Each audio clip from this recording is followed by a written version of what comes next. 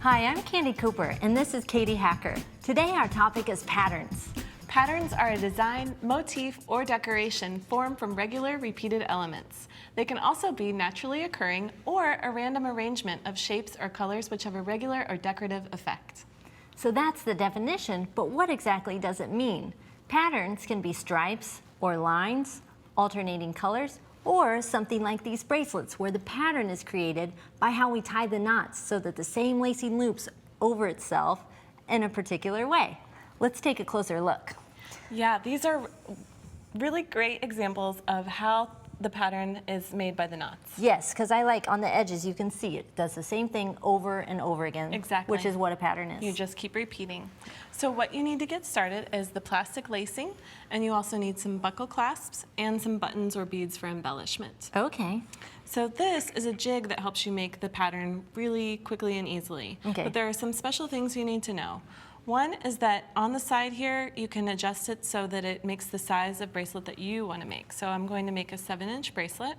And then it also has these clasps already attached so that you can hook right into it to get started. Oh, that's neat, because in the past, I have always taped mine down or safety pinned my lacing to something else. So this makes it super easy. It sure does. So I'll just clip these on, and then I'm going to use about 7 feet of plastic lacing. So we'll start out with the lark's head knot, and you just hold your 2 lacing ends together, and then you have your fold. Okay. Okay, so the fold goes down through the buckle, and then you bring your ends through the fold there. Okay. Okay, and then pull that tight, like that. And you kind of organize your lacing there so it's not all twisted. Yeah, I see. thanks for holding it. And then bring your end back through the buckle again on both sides, and that just helps to fill out your clasp and get you ready for knotting. Oh, looping it back around. Yes, it's a little bit of decoration there at the end. Yeah, and it fills up the space on the whole bar right That's there. right. Yep, so pass that through again, and then we're going to add the button, which normally when you're knotting this kind of bracelet, you might not think of adding the button until later, like when you get to the center of it, but this way it'll be on your working strands. Right. Okay, so if you can hold this one for me for 1 sec, right Got it. here. Oh, underneath. Yes, please, thank you. And then we'll pass this through, I and didn't I'm hold it. going to put it through the back of the button, Okay. and then thread it through. I need to work on my listening skills. Oh, that's okay. And then pass through the end of this buckle. Does it have to be facing upward or no?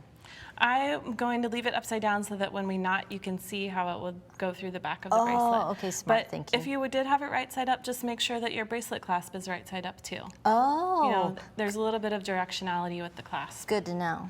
Yeah, so pass this through and then tie it around.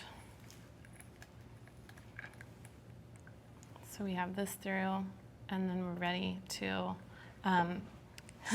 pass this through again.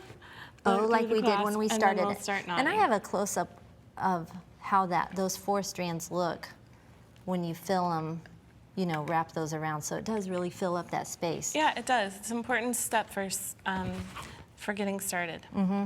Okay, so we're almost ready to knot. I know you're ready.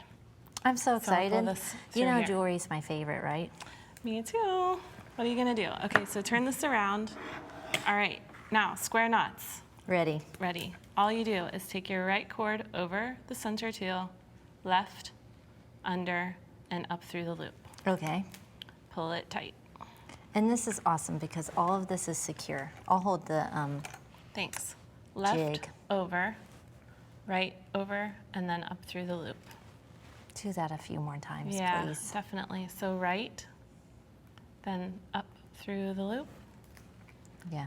and then left over, down through, and come up through the loop.